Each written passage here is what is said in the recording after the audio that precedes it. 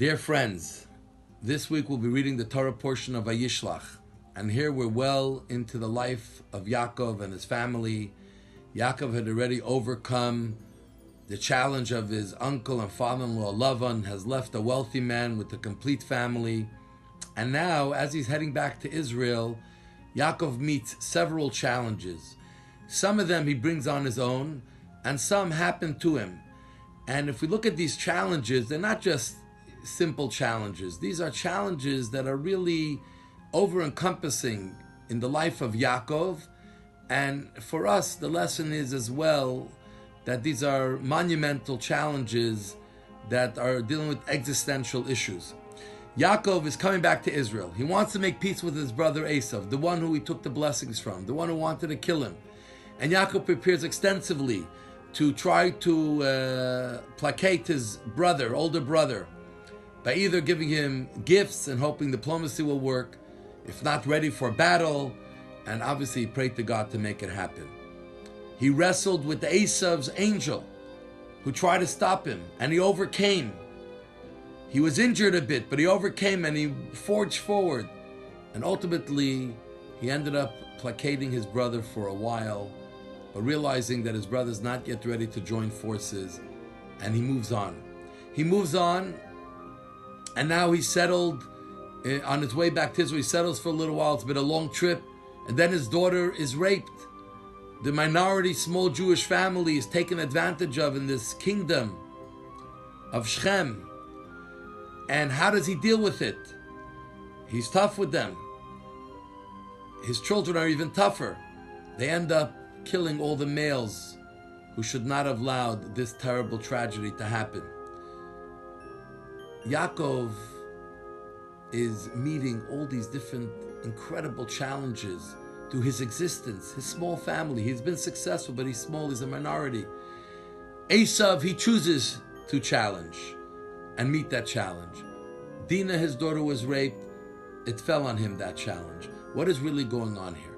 What is Yaakov looking to do? Yaakov has been quite successful. He wants to study Torah. He wants to live out his life as a full Jew. What is he looking for these issues and these challenges? Avoid them. Move on. Do what you want to do and be comfortable and be happy. But Yaakov is not looking to be comfortable. Yaakov knew that his existence here in the world is God put him here on a mission to do nothing less than transform this world. He started it by doing it in Haran, a difficult place which was immoral, and lived there morally, showing that wherever you are, you can live with faith and morally and following the way God wants us to follow. But now he says, I'm ready to take on the big challenge, the challenge of Esav, the ultimate challenge of the Jewish people to transform the physical and material to be used as a vehicle for goodness and for God's wish in this world, and not as its own separate identity and its own separate purpose. And he tries to bring that challenge on himself, and he realizes it's too early to totally overcome. And then, when Dinah's challenge comes, the Jewish people themselves are challenged. You're a little minority. You'll never get very far. We'll always take advantage of you. You have to be happy you can just exist and take whatever we throw your way. How do they deal with it? Yaakov's family deals with it very strongly. Yaakov doesn't just take it sitting down. We'll stand up with pride. We are not guests here. We are not people who are just passing by. The world is part of our destiny. We are the destiny of the world. We will help the world reach its destiny. And this is the truth for all of us. Our lives are not inconsequential. Our lives are not just individual lives that we live that don't affect the bigger picture. Every one of our lives, every single one of us, and every single human being to a certain extent, our lives are existential. Finding meaning in our life helps the world come to its final destiny.